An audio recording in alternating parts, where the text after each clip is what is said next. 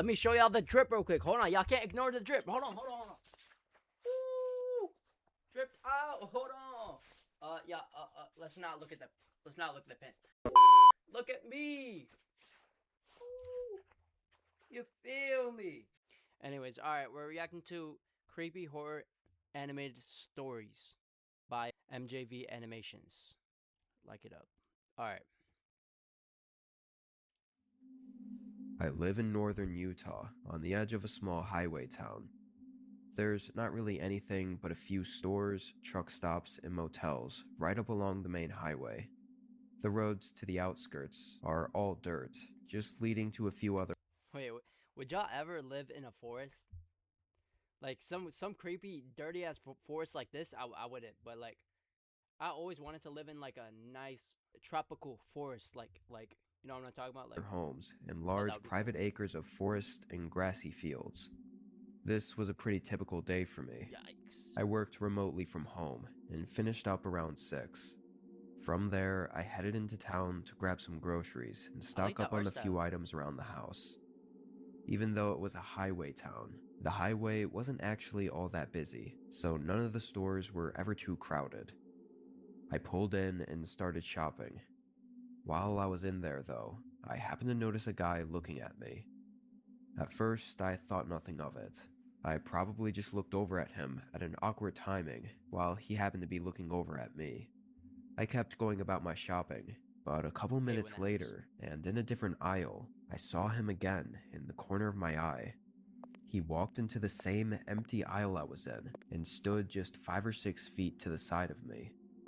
I kept looking forward and tried to find what I needed, but I noticed he wasn't really moving around or grabbing anything. So I just shifted my eyes a little bit over so I could kind of see him better. Even though I wasn't looking directly at him, I could tell he was looking at me. This time I said, "Hey, that's why you gotta carry that spray with you. That spray, or you know, that blick. You gotta carry that."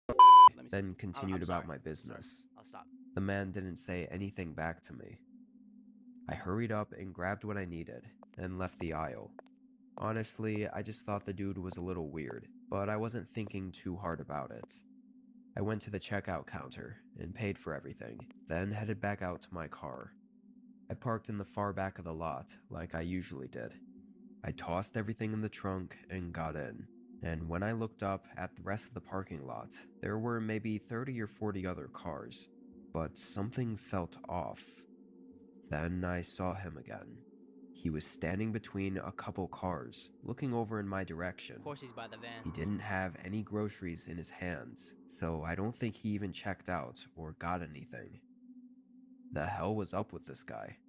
Probably some creepy trucker running on 2 hours of sleep or something. Imagine motherfuckers start sprinting, like full sprinting. Imagine you're in a car, right? This dude's been following you. You've been seeing him a lot. You get in your car. You about to start it up. Some dude, you see him right by 2 cars. Starts sprinting right at you. What you fucking doing, bro? Oh my heart would fucking drop to my ass. Oh my goodness. I don't think he even checked out or got anything. The hell was up with this guy? Probably some creepy trucker running on 2 hours of sleep or something. I pulled out of the parking lot and started heading home. The sun was mostly down by now, so the empty dirt roads were dark and quiet. I parked out front and brought in the first couple bags of groceries. While putting that stuff away, I got a little sidetracked by a phone call from my dad, but eventually I got back to it and headed back outside to my car to grab the rest of the groceries. When I did, I saw something. I had to let this be Detroit. That car would have been fucking gone. And let my eyes adjust to the dark for a moment. But far out, and kind of off the side of the dirt road, there was a truck. Its lights were all off. I could only see the general shape of it, silhouetted by the night sky. I own just under 40 acres of land, so where that truck was on my property. It definitely wasn't there when I drove home, and if it was just turning around or lost, why would it be parked with no lights on? I slowly walked up to my car and got my groceries out, keeping an eye on the truck the entire time. The best possibility I could think of was that it could be just some regular driver that pulled off the highway and thought that this empty land would leap instead of paying for a motel. Even though it was on my property, I wasn't going to Ugh. make a fuss if I didn't have Okay, I to. can't say nothing. I can't do You never shit. know who could be in there or what they might do. I went back inside. After tossing the groceries away, I opened up the curtains on the front of the house just so I could keep an eye out there. Over time, say the next hour or so, I felt less and less nervous about it and thought that You ain't gonna go knock on his window or some shit? Like, I know that's how motherfuckers die, but I mean, most surely a driver sleeping. fuck off my Still land. strange, but harmless.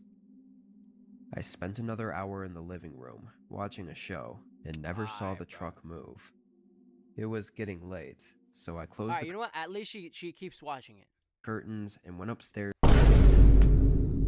I spoke to her early. There's a random car parked outside your fucking house on your land. You gonna watch it for about 2 minutes and just go upstairs? You ain't gonna do nothing about it. You just to get in bed. I think I fell asleep pretty quickly. However, in the middle of the night, I woke up having to use the restroom. I never checked the time, but I think it was probably 2 or 3 a.m. I got up, half asleep, and walked across the bedroom floor and into the hallway where the bathroom was. As soon as I opened the door, I heard a creak downstairs. I'd never heard that happen before. I listened for a second, then closed and reopened the door to see if it happened again, but it didn't. I walked to the end of the hallway and looked down the stairs. It was all dark down there, only a small amount of moonlight coming in from the kitchen windows. But there was off topic. Living by yourself in like a cabin like this, I feel like it would be peaceful as hell. You know what? I'd live here. If you do live by yourself in like a cabin in like an open air like this, you gotta keep like a blick on you. You gotta have like a shotgun or like a pistol or something like to protect yourself. Hallway. I could see a shadow moving ever so slightly on the side of the wall. I couldn't tell if it was actually in the hallway or maybe outside the back door and the shadow was just reflecting onto the wall, but I immediately felt my heart pumping. I quietly backed up and went back into my room, closing the door as slowly and carefully as I could so as to not bring any attention. Then I got my phone and called the police. I kept my voice low. For the first 5 minutes I waited, I didn't hear anything. I started doubting that they were in my home, until suddenly I heard creaking again. Very slow and very subtle. She should have been got a weapon. It always happens with every single fucking scary movie where they're in a situation where someone's in their house. Yo, get a fucking weapon is your first priority, bruh. Get a weapon to protect yourself. If they have a pistol, I mean, you're fucking dead. But if, like, the off chance they have, like, a knife or something, you have something, like, have, like, a bat or something, bro, like, to protect yourself. Across the floor below me. It sounded like they went into the living room. A minute later, a cop car showed up. Oh, shit. There was a scurry of footsteps running around down there. My home, just as the officers ran up. Thankfully, they caught him running back up toward the truck that was parked in the field. Disturbingly, I recognized him as the creepy guy from the store earlier. I guess he really was stalking me. Even worse than him following me and breaking into my home, he was armed. Okay. The guy claimed he was just trying to rob me, but from the looks of it, it seemed way more personal than that. And I don't know how long he was inside my home for, but he never took anything. He didn't even have a backpack to take anything with. Plus, he knew I was home. He probably was watching me from somewhere outside all night. From that fucking truck. What he really would have done is better left unknown. Yeah, I think I know what he would have done. I think we all know. Twisted up, no.